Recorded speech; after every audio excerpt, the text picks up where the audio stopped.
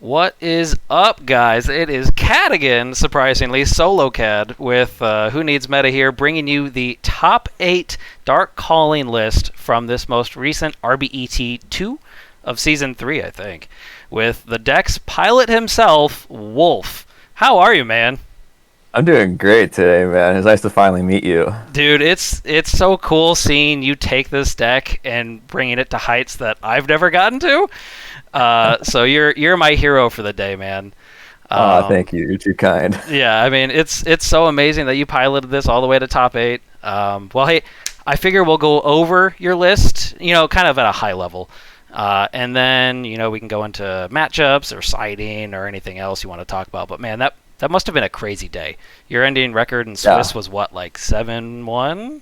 7-1. Yeah, I didn't even participate in the top eight, but I got 7-1, and that was the best I've ever done in a tournament. I mean, that's such a solid record. I think there were 202 people there, so I mean, Yeah, 7-1 out of 200 people is extremely solid. yeah. I'm really surprised by how well I did, but it just goes to show what the deck can do. Yeah, no kidding. All right, well, you can all see the list here, and there will be a deck list link in the description of this video. And I just got to start with credit where credit is due. Shout out to Keegan with E3 Yu-Gi-Oh, who hosts these RBETs online. He's done it for years. It's always been free entry. They're consistently a great place for people who actually want to compete in Edison to join up. I really don't think modern Edison would look like what it does without the RBET series. So kudos to For that. sure. For sure. That was my first YouTube channel I saw that had Edison format, and I think that just launched everything, and it got me and a couple of my buddies to start playing Edison. We never even played an Edison format, even though we all grew up playing it as a kid. Exactly. But we missed out on that format, and it's just been so much fun to kind of change it up. Like we get like a bunch of different decks to build in paper. We just try them all out that we like, and we kind of stick to the tier two range, like nothing like meta. We just try to break the meta. We're always trying to look to like what hasn't been done before. That's it. That's what makes it fun for me too, man. Who needs meta is all I'm about. Cool. Exactly. It's in your name. Cool. Well, one thing that's super satisfying to me is how similar your list is to Hmm. some of the lists that have been posted in the past, have done somewhat well, but never to this degree. So I figure Hmm. rather than going through every single card, we'll just focus on what stands out. Yeah. But real quick, for anyone who is watching this video and hasn't seen this deck before or know what it does, it's called Dark Calling more or less, but it's a Prisma centric. Here, Prisma, this guy. It's a Prisma centric fusion toolbox deck. So you have two miracle like fusion spells. You've got Dark Calling and you've got Miracle Fusion. And Prisma can dump materials from your deck to fuel both of those fusion spells. And the rest of the deck kinda is built around helping get value against your opponent while also still working with those fusion spells, being rocks or waters or fiends. And eventually you just build up to being able to burst your opponent down with a fusion spell or two. What do you think, Wolf? Did I summarize that pretty well? Yeah, it's pretty spot on actually. I think people are very like it's a lot of controversy whether or not you play the Prisma. Like people want to shy away from it because it can be kind of slow at times, but it's about your own play style, and I found Prisma being suited to this deck to my own play style too. Awesome, yeah, and I'm in the same boat. Prisma can be kind of awkward at times, but Oh personally, yeah. I think if you're trying to just enjoy the fusions, this is the fastest and best way to do it. Yeah, it's nice knowing that I'm not gonna mill a Dark Calling or a Miracle Fusion, Right. and it Like, comes up pretty often where like you'll just send like turn one, get a Prisma, send a big piece Golem or a Mali Fiend, and you're halfway there to a Dark Gaia. Like I pressure my opponent really quickly with this deck, and they have to kind of out the Prisma and it forces them to be aggressive. And that's why I kind of have the trap line that I have to be able to like keep my Prisma on board and just get the. I want Prisma on board for as many turns as I want, but if I get to two turns, it's always kind of threatening. Like, when am I going to drop Gaia? And people won't even use their traps against like a Stratos or a Prisma because yeah, they fear the call or the miracle. But if I just keep on hitting them, they're gonna lose eventually. I agree with you. That's one of the things that I like about this deck is the mind games about when your opponent has limited resources to out your I don't know cards, what happened. and they Whoa. know that whatever they as soon as they see the fusions, they know they're going to have threats to deal with. So then they may be conservative about your main deck cards, but then your main deck cards like Jujutsu Master, Grand Mole, Caius become a problem. They have to use the resources on those, and then you drop the fusions. So I like how back and forth it goes with them. I'm kind of curious. You said so. I agree with you. Prisma is super awesome. You want to keep it on the board as many turns as you can, but you've dropped down to one Ecol and one Rhoda. So I'd love to hear your thoughts on reducing that from like maybe 2 Ecol down to 1. Honestly, I don't think I ever tried to e-call. I thought that I got my Prisma or my Stratos relatively easily every game I've ever played with it. So I just always felt e-call was going to be just a redundant card if I had it at 2. Okay. I didn't want to be like top decking and draw into a dead e-call, or my e-call just being able to get like ocean or nothing at all. Something like, that doesn't matter. Yeah, I want to have my cards be able to like not be dead as much as possible and always be threatening it. And why go overboard when like I found Prisma enough? That was going to be my follow-up question. So you found Prisma just as much as you wanted to? You don't think you'd bump this up? No, never. I would never do that. I would open Prisma so much with just 2 of them. Okay. And I really do think that it takes up so much of your space in this deck to use 3 Dark Calling, 2 Miracle, 1 Future Fusion. It's that a lot. Your space is pretty limited. So like I just know that to get all the cards I want in there, I'm only gonna run 1 E-Call, and I'd consider siding 1 out, to be honest, sometimes, just depending on like how heavy you want to side against a matchup. Okay, that's good to keep in mind, because I think my mindset's always been like 2. 2 is the way to go. Just accepting the brick, the potential. Hey, like I am so like it's so easy for me to get a Prisma. It seems like that I've done well with just 1 Prisma. Wow, I know no kidding. everybody uses 2, and I've just had it a couple times where I would have a Prisma send everything I wanted, and then I'd have a dead Prisma. Like, this is just the most ridiculous card if I have nothing to send. That's true. So I mean, I would just go with 1 sometimes. You've got 1, 2, 3, 4, 5 good sends. So yeah, I mean, if you get more than 2 or 3 turns out of it, the second Prisma is normally redundant by then. You're right. Exactly. And if I get a Future Fusion plus Prisma, it goes by so much faster. It's like after 3 turns, everything I could possibly dump is already in the grave, and at that point, the Prisma is just either a beat stick or a miracle target. Okay, yeah, I agree with you. And I guess Future Fusion, you're normally summoning or sending Mally Edge and Snowman, or are you going straight for Mally Ocean? Oh, I always did Snowman and Mally Edge, because I just figured I would want I could always search or send Ocean with Prisma or Stratos. I agree with you. So if I can just get to that second water easily anyway, I figured just send the harder one to get out, just so that way I have a water covered. Gotcha.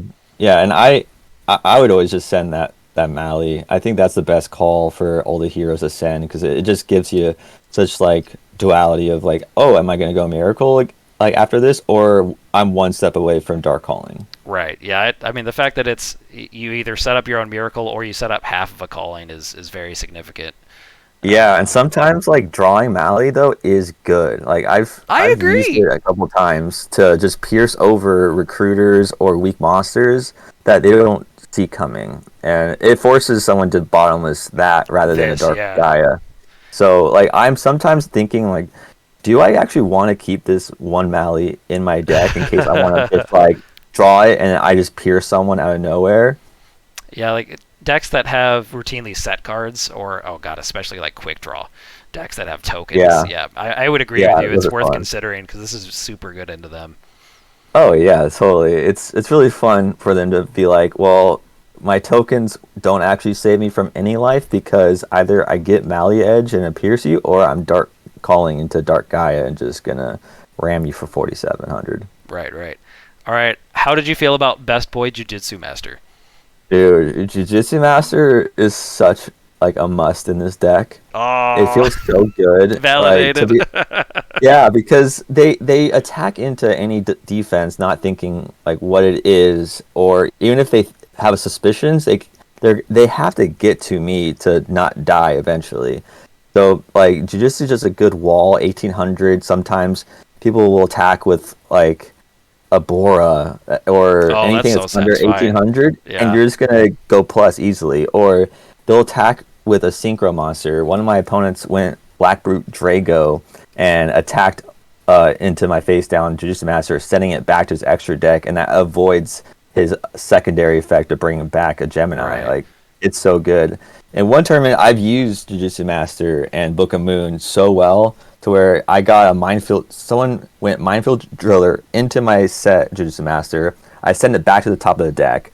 Next turn, I attacked with it, knowing I had Book of Moon in case he Oh, and had then you Mirror said it. Force. Yeah, yeah, and so he summoned his minefield driller trying to get over my Jujutsu Master, and I just booked my own Jujutsu Master. I sent it back to the top of the deck. He loses 2 turns, and it's just game over from there. Yeah, this card, from my own personal experience, is really solid against Black Wings. It's Oh decent against yeah, Hero Beat. It houses Vayu if they don't know it's there. They like run into it with an armed wing or something that they valued out. Oh, it's so yeah. satisfying.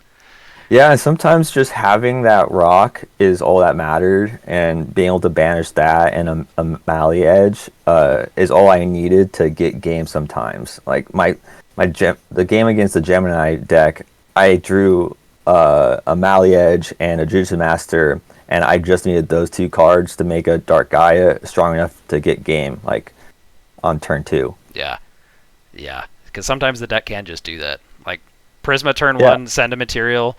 You defend it with a D prison. They have an OP Mhm. board. Then you just summon another one or Stratos or something. Dark calling. That's game. That's like over 8K. Yeah, exactly.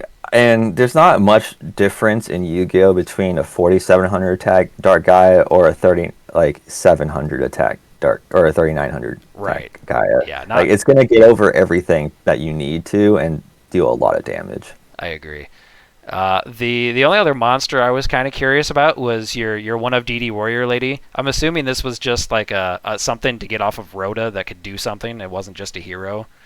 Yeah, right. Like I think you know a little bit about this because I kind of just took this straight from your national deck profile you had on your YouTube channel. To be Yeah, yeah. honest, like kudos is where it's due, and I totally agreed with your assessment that you just wanted another monster to be a threat that they have to answer, and it's not a bad wall either. If you just set this, they just don't know what it is, and being able to banish a synchro monster like a Stardust Dragon would be such high value. I like that, especially compared to like your other set answers like Juju or Snowman Eater. At least you can like ram something with Warrior Lady too. Oh yeah, it's nice. Like I've Yeah. gotten a couple direct hits with DD War Lady this weekend against a fairy opponent, where like he just had a set Mirror Force and didn't think that he should use it because he would just be able to get over it and whatnot. But I was able to deal like 3,000 damage with it just turn after turn, and it adds up. Yeah. Warrior Lady's a threat in its own right. Yeah, it's definitely controversial because I think you can deal without it. I don't think it's necessary. You don't I think just it's think that integral to the list? Do you think it's a flex slot? no, it's definitely a flex spot. If you're trying to gear up to be a certain deck, I think you're within your rights to take it out if you want. I just felt like there was never a time where DD Warrior Lady was bad. Okay. There was very few occasions I used it, to be honest. But when it did come up, it was helpful at times. Good to keep in mind. I think. Yeah. Yeah, yeah, yeah. Any other thoughts on the monster lineup before we get to the spells and traps? I definitely I don't know if anyone tries to do like this deck with just one water, but I would not advise it. I think you definitely need the ocean and one other water, whether that's Snowman or Aqua Dolphin. But Snowman Eater just helps you out in the Blackwing matchup, and it just helps you have a future fusion live later on, which I found. Um, Yeah, yeah, that's I about 100% it. agree about needing two Yeah. waters at least for sure. Yeah, it's nice having like these bigger booty like defense to just like mix it up to where like if they want to get to your life points, they have to go through this wall of defense that not many monsters can really get through, and they have pretty decent effects. And that's Right. why you also play a Book of Moon to pair with the Snowman Eater and the Jujutsu Master, so you can use their effects twice. It's definitely flexible in this deck. You can either just put down a threat like you usually do, or recycle one of your own. So yeah, cool stuff. Yeah, and then also Infernal Prodigy, I would say. I don't think many people standardize this card because it is a weak card by itself, but I really fear like having a dead Caius in hand, not being able to summon it. Yeah. So if I can draw that plus Caius turn one against a set Raikou, I'm chilling. Like it's fine, and it's also being able to use that for a Miracle Fusion or a late Future Fusion is decent enough. It's not like a very important card, but it does help you run the Caiuses and the Malleys too, because the Malley will actually get you a draw one at the end. If It you will. I love this interaction. And I'll tell you what, Yeah. I've personally dark callinged an Infernal Prodigy and a big piece golem for game before, so like the fiend matters. It matters. If it comes up, it comes up, man. And I was hoping that it would come up just to be like a little salt on the wound, but Yeah. it never did for me personally. But I lost one game because someone had an Infernal Prodigy and it was attacked directly for game. Like you never know. That's so funny. All right, cool. Moving on to spells. I think your fusion ratio is pretty standard. 3 calling, 1 future fusion, 2 miracle, because although you have the sendable ones, it's not the main focus of the deck.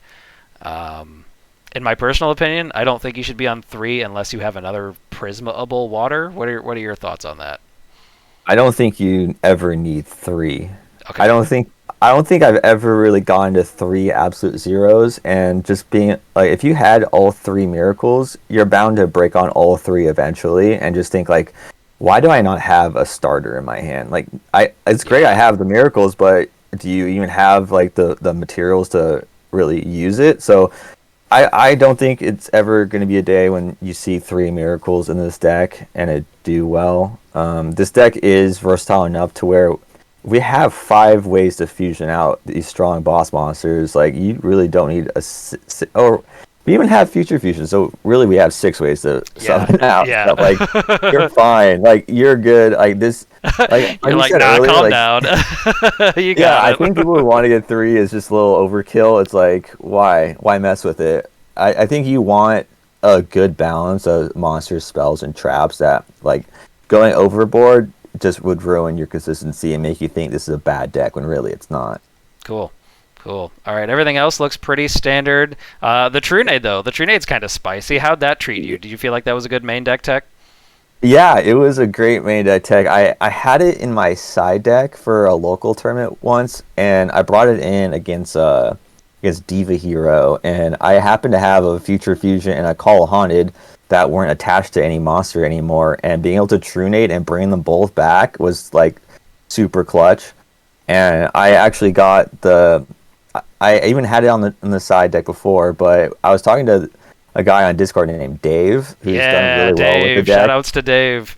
Dave is the guy who's topped a RBET before with this very similar build, and so he knows his stuff when it comes to this deck, and he just offers advice like without me even asking for it, and it paid off really well. That like the thought process behind Trunade is that I was playing a trap stun in this deck before in the main deck, and Trunade's just trap stun but faster. I agree with it. Like I don't have to set this card to get value out of it for like an OTK or a big push. Being able to keep it in my hand was really useful, so I didn't get it MST'd or dust tornadoed. It was like safe in my hand most of the time. And when it does come up, it's really useful because like, you never know when someone just goes set 3 and summon Stardust Dragon. Now you can't like blow up anything. Right. Like how am I supposed to get to you? And if anyone says like, oh, Trunade's really only good in OTK decks, well, this deck definitely can be an OTK deck sometimes. It's a very valid inclusion here. Yeah, sometimes there'll be opponents that will just ultimate offering for 3k and bring themselves down to 5,000, and then you'll just have a Trunade there ready to kill them in one turn, like I did. That Gemini matchup must have been nuts, man. That was insane. I don't know how that was a real game. Like I just drew incredible like that the third game against him, and I was like I had just I had to pray to God, like, please give me a good top deck, and I top decked a BrainCon, which was amazing. Oh, juicy. Yeah, a BrainCon really sold it right there. I didn't need the BrainCon to like win the game, I think, but to win it right there, I needed a BrainCon, and it came up. That's But awesome. TrueNade though, back to that, I think it's a great inclusion into the deck. If you don't run TrueNade, you got to run a Trapstone, in my opinion. But I will always have a Trapstone or TrueNade in the main, and I just think TrueNade's a little bit better for main deck purposes, just to be able to go like not have anything set and just go off in one turn if you want to, and to be able to reuse a Future Fusion or a Call Haunted if it comes up, it helps. Yeah. All right. Good. I agree with Yeah. you, and I think Trinade probably is the better main deck call, unless like all you're facing is frogs and Dragon Turbo. Then maybe look elsewhere. But Yeah, and you're fine if you go against a frog player.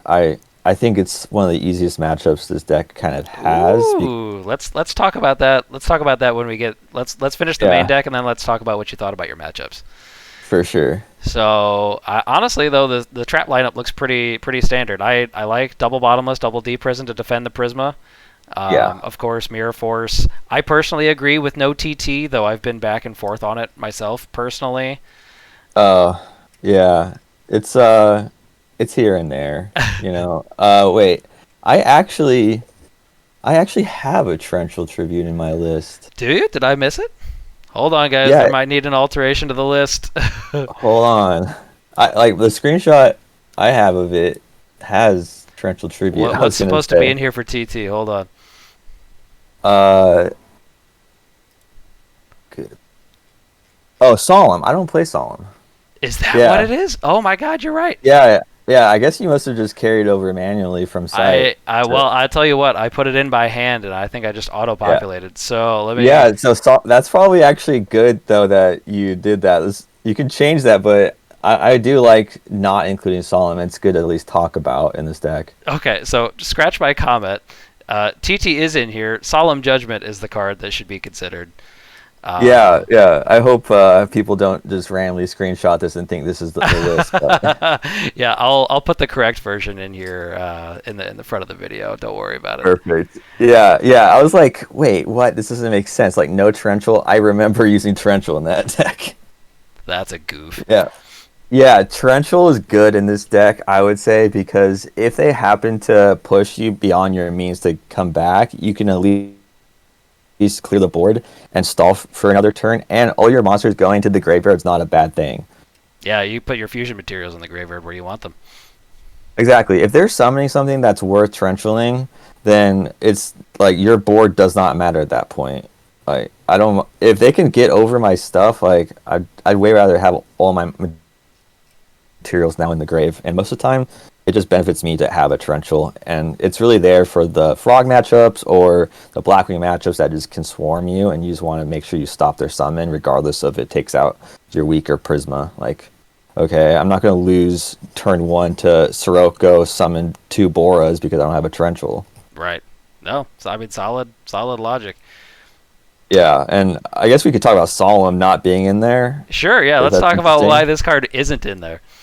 Well, you pay enough life points as is with RFDD, and you're gonna want to use Gores eventually. And if you have Solemn set, you're never really using Gores well. You're either using Solemn too quickly, and you can't really take the direct hit afterwards. For like, if you pay 4,000 this deck, you're risking it, I think. And ultimately, what Solemn does, Runade and Trapstun just do better for this build. I never think I needed a Solemn once in this whole tournament. I did fairly well without it. There's, I think this deck is pretty much spot on to what will get you a win and is the best form of it, because there was never a time when I was like, oh no, I have this card, I wish it was a different card. It all kind of blended pretty well. All right. That's a good Um, endorsement. yeah, Torrential's a good card. What And else? did you like the one of Wing Blast? I liked it. It came up a couple times to where if it was just a compulse, it wouldn't have gotten what I it wouldn't have done what I wanted. Like, in one of my matchups, someone just was sitting on a trap that I very well knew would have been like a mirror force or a D prison, and I would have game if it wasn't for that one trap. And I just had a Phoenix Wingman Blast, and I just set it. And then the following turn, he just passed to me, didn't do anything. So I was like, okay, I got this. I'll Wingman Blast it to the top of the deck, and then I had game. Like from there, it was very straightforward. And I think this deck does well at being able to discard one time at least. Like you'll search for Yeah. Stratos, find an ocean, and then you can discard it with Wingman Blast or like a dead Prodigy or something, or even a big piece Golem. Like Personal one is preference fine. I question. really go for two. Yeah. Yeah, I Per- think this is one of your tech slots. If you're looking for like to use a deck and innovate, you don't necessarily need exactly Wingman Blast, but it did come up really well in crucial moments, and it honestly could have won me one game that I ended up losing if I would have just chosen the right card to blast back. oh wow. So do you think Yeah. this is better than Raigeki Break in this slot? Uh, I think it's debatable. Okay. I think for what I needed, it worked fine, and it can avoid being blocked by a Stardust Dragon. That's Uh, important. Yeah. yeah, and if in my head I was thinking like the main argument for Regeki Break is to be able to pop specifically oppression, so they don't get Yeah. oppression back. But if I am going to Wing and Blast back someone's oppression, it means I'm going to get a Dark Gaia or Abzir on board. In which case, I think that's enough to where one turn with just that is going to either get me the game or put me in such a big position where they can't get over this and they're not going to want to use the oppression again. Like, it's already dead. It's not going to stop a second attack. If you let one attack go through with the Dark Gaia, it's almost game over. You top deck a card that can't stop that Dark Gaia attack next turn, it is game over. Yeah. Yeah. Get your boss monster on the board, and it's cruising from there if they don't have the summon response. Yeah. Exactly, and I liked it as it's it's something that I wanted to include because it would protect the Prisma turn one. I thought that you kind of needed a good amount of traps to really set up the Prisma for enough turns, and sometimes I got a Wing of Blast turn one, and it was able to save me from a Prisma being destroyed. Solid enough reasoning to me, man. Yeah, I think you need to look into this deck in terms of what can protect Prisma, like how many cards are there to protect Prisma, and then how many cards are there to enable my OTK or stop my opponent from stopping my Gaia. Like all the cards here you see is either going to enable an OTK or is it going to like build up and give me enough turns to then get to the materials I need. So having those cards has been really clutch to just like prevent yourself from dying so quickly. You need a way to slow down your opponent, and that does the job really well. And if you can combine Wing and Blast and a Jiu-Jitsu Master, you're putting two cards back on the top of your Oh deck. yeah. That's And dirty. at that point, like good luck winning that one unless I bricked really hard. Like it's gonna be really hard for them to get past that, knowing I know everything that they have. Yeah, I agree. That could be oppressive in combination. Cool, Yeah. cool. Real quick for your side deck, I figure we can go real quick through your matchups, and then we could talk about Yeah. how your side did. But in general, the mirrors. I'd love to hear your take on the mirrors because they're not too common anymore, and I'd love to know how they did. Really. Well, Lightning Piercing Mirror goes into every side deck I have now. Everyone I will ever make, just I want to make sure I have the Chrysius Horn or the Fairy matchup in mind, or the Light Sworn matchup, to where if I just draw this one card, it pretty much gives me the game no matter what deck I'm playing. The only conflict I would see with Prison Mirror is the 2 Prisma, and then sometimes your DD Warrior Lady. But if I'm siding against a Light Sworn player and they don't out it, then I'm worth okay with it's worth it. Like, yes, okay, you try to destroy my Light Prison Mirror after I stall you for like 3 turns of you not being able to do a Raiko or a Lila on me. Right. And if for anyone who's curious, in Edison, if you didn't know, Prisma's effect is not a cost to send like it is in later formats. Here, the whole effect is just to reveal and then send, so it would be negated by something like Skill Drain or Light Imprisoning Mirror. So, FYI. Yeah, I luckily I never got into the situation where Prisma was negated by, or like Prisma wasn't negated by Imprison Mirror, or like DD War Lady came up to where it was a beat stick at least, and it Sure. wasn't a big deal. It didn't last really long in my own matchup because the fairy player ended up playing Decree, so it was just Oh like yeah, a dead card. that's kind of rough. It turned into a dead card, but also he has Decree, so Dark Guy is free to attack. So Yeah, they it better works have one both of their Book ways. of Moons, otherwise you're going in. Yeah, and they might have had one Book of Moon, and that was about it. Very nice. Well, cool. What are your? I think I have your So you want to know matchups. side deck card choices? Yeah. I kind of finished up the side deck last minute. The Shadow and Prison Mirror was a Nulliman a cross out, but I just kind of heard enough like negative stuff about Nulliman with like the percentage of you drawing it turn one to where I was like, you know what, like I'll take a Shadow and Prison Mirror just to help my Vayu match up a little bit more. Sick.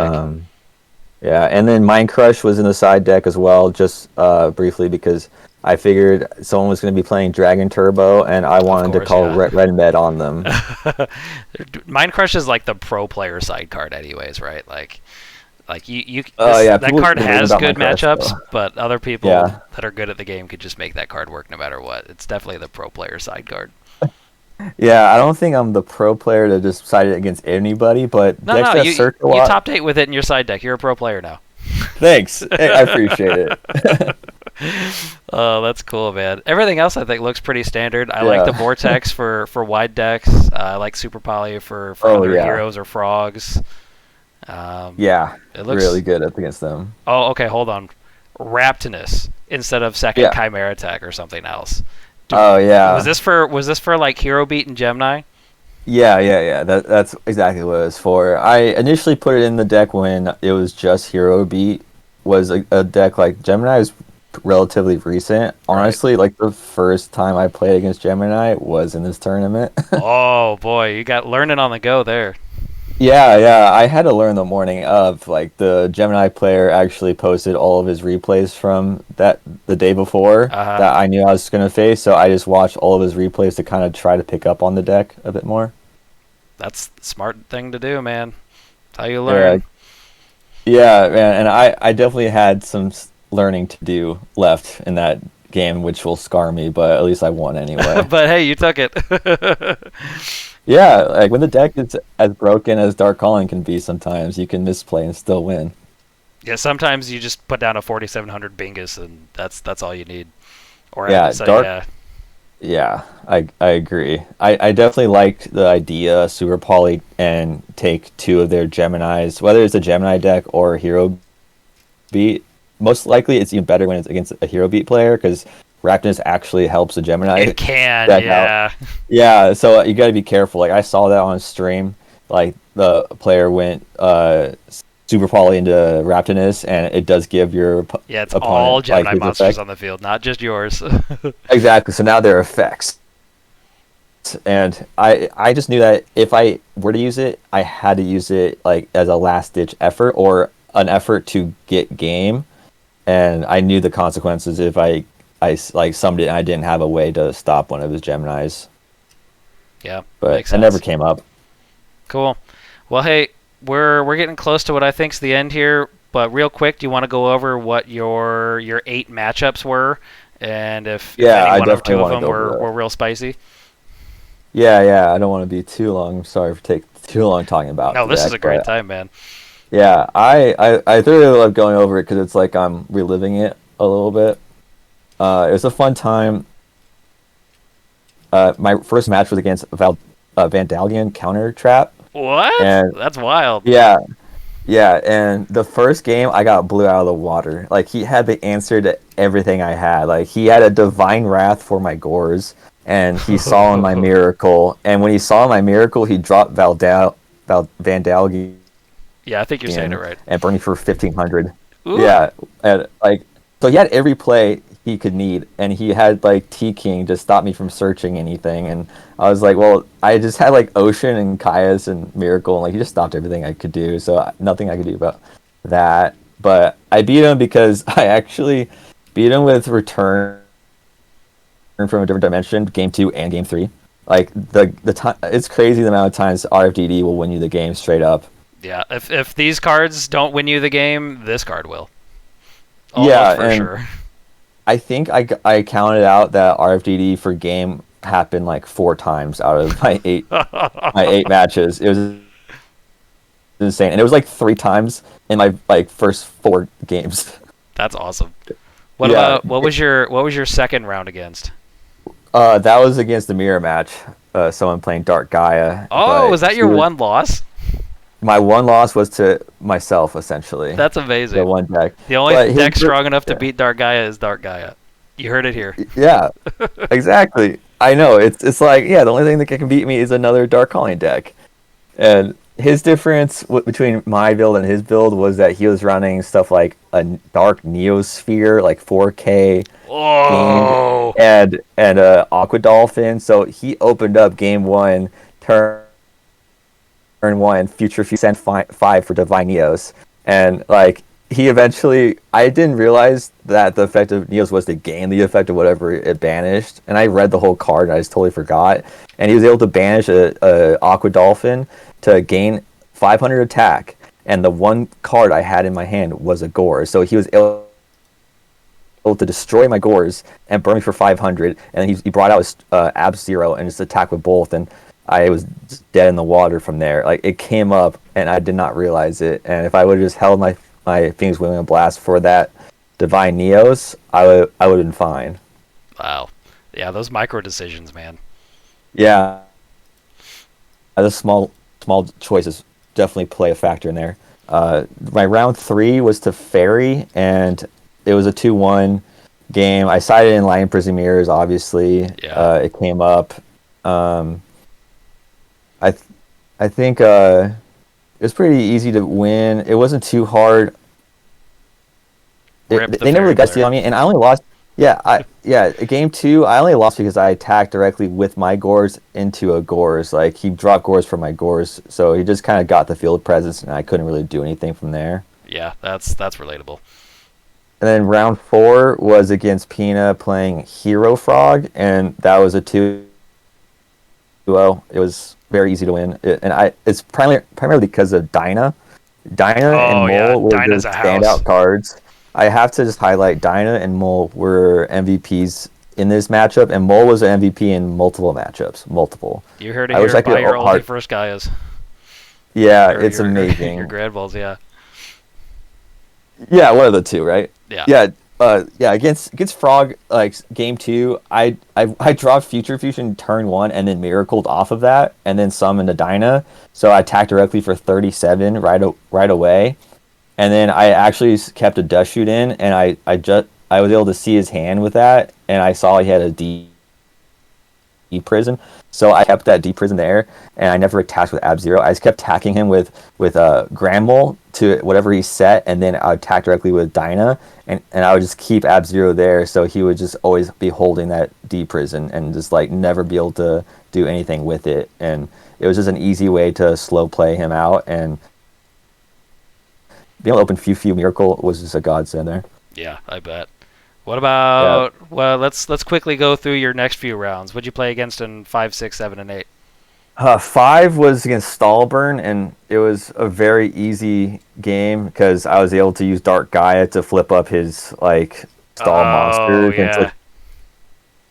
to attack. And it even came up that's one monster called like Arcana Force, the Fool, like can't be destroyed by battle, but also like once in its flip face up, it can't be changed battle position except for an effect. So it had to stay in attack, and so I could keep running into it for game. It Yeah, just a was like zero attack monster there forever. exactly. I think it was amazing. This Dark Guy just won that game. Plus, I got a mole attack under a messenger apiece for game the game 1. It was amazing. Ooh, nice. What about 6? Round round 6 was against Chainburn, and it was Ugh. probably my toughest match. Like it was just weird because you don't really want to go Dark Gaia and attack and Yeah. get Magic Cylinder or D Prison or Dimension Dimension Wall, Wall. yeah. Yeah, so I was a little iffy about like do I play those cards or not? Like I would side out the RFDD so I wouldn't burn myself, and That's smart. I tried playing with the smaller monsters like a DD Warrior Lady, a Grand Mole, or Jiu-Jitsu Master. So it would kind of play it around like their heavy magic cylinders, and it was just one of those random games where Like I got lucky game 3 that he didn't have like one more burn card because I was really low. And game 3 I actually used both my Caiuses. One Caius to banish like a set spell or trap, and then the second Caius I was able to sack it for Caius and burn him for 1,000 for game, like so I could avoid running into a magic cylinder. That's the place you got to make top That's 8. Yeah, that's the type of thing you gotta think about. Like, does like he had one magic cylinder left in deck, and like he used 2 D walls, and I knew that I was just playing around one card, but I don't want to even bother with the attack if I don't have to. So getting to burn the burn player for game was pretty gratifying. Round 7 was against Gemini's, and it was just broken game 1. He basically just Imperial ordered me, and I couldn't do anything about it. And he had like Scrap Iron Scarecrow stopping my attacks, and it was just annoying. Like Imperial Iron Wall just walls out this deck, no pun intended. Oh yeah, I mean, look at how many your win cons. Exactly, yeah. Like it stopped me from Caiusing his soldier. It was like the most annoying thing, and I had Deep Prison set, and it was just dead. I couldn't do anything about his Stardust or any attacks. It was just like, get me to the next game already. And I was able to side in like his Trap Stun, and Trap Stun came up so clutch for me. Game 2, I drew a Trap Stun. He had 4 set. I just set my Trap Stun, and then the next turn, I flipped up Trap Stun, and he okayed it, and then I just heavied him for 4 cards. And 4 cards, and he had a Starlight Road set. Like, that's the power of Trap Stun. Dopamine rush.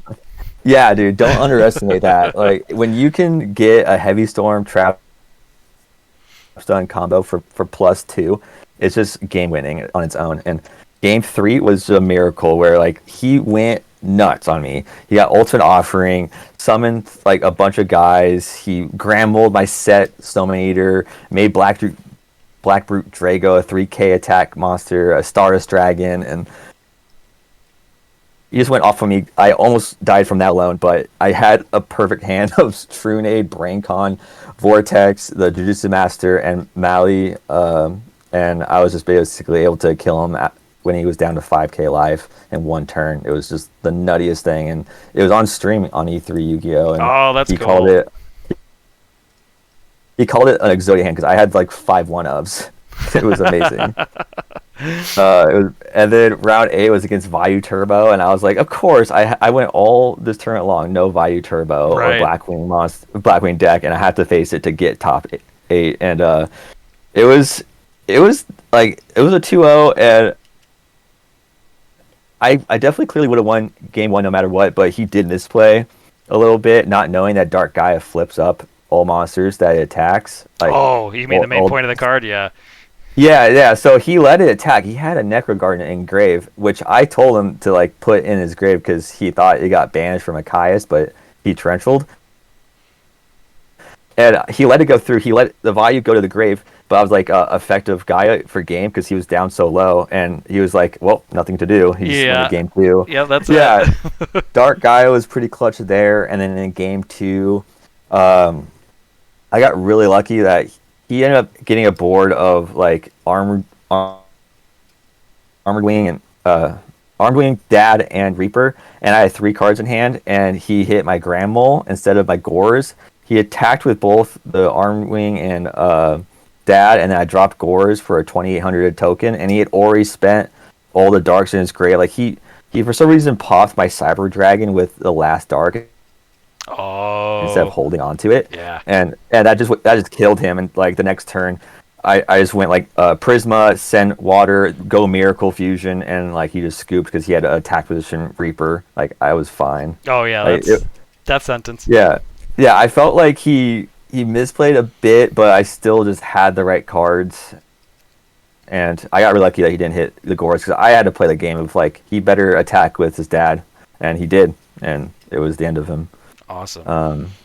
Yeah, that was my run. It was amazing. I really didn't expect to do well, to be honest. Like I don't practice very much. I play once a month at locals, and that's about it. And I played this deck to 3-1 finish the last local. And I was like, it did me well last time, and I better just run it again. And I made a small change of like I had a Dyna in the main deck instead of DD War Lady, and I was like, I don't think one main Dyna is going to make the difference, so I put it back into the side, and it worked really well for me. Just having the crows, the dinos, the vortex, traps done. Those were all like game winners at times. It just Or goes to crow wasn't show. really a game winner, but it was good. Yeah, it's always like a solid side card. You just need it. It comes with Yeah, so I many think the side matchups. deck is very like fluid for the most part, but I would say you always have to run the dinos. The vortex was really good. I may cut a cyber dragon out of the side deck because it didn't really come up. Dust tornadoes were good. Light prisoning and trap stun rolled great, and then the rest is just kind of like tinker it with it as much as you want from there. But the deck was really strong, and I I misplayed a few times here and there, but the deck is just strong enough to carry yourself at times. And man, does it feel good to attack with Dark Guy and get a clean 4,700. Oh, that's it. That's the dopamine of the deck. And you heard it Yeah, here. Believe in Dark Gaia, and Dark Gaia will provide. yeah, believe in So it. And I hope someone does like take this to a next RBET or a big tournament and does well with it, or adds their own take on it, whatever it is. Like I just want to see this deck yeah, do well we've because we've it's been got underrated for a while. And we've got top eights down. Now we need a first place. yeah, that's the only thing that's missing. And I really wish I could have got that for everyone, but I wasn't even able to play for the rest of top eight. But it is what it is. You have your placement, and that's an achievement in and of itself, man. Yeah, I never would have thought. So cool. Well, I'm proud of it. that has been Wolf. This has been Dark Calling, top 8 RBET2 of season 3. Wolf, really appreciate you taking the time to walk us through this, man.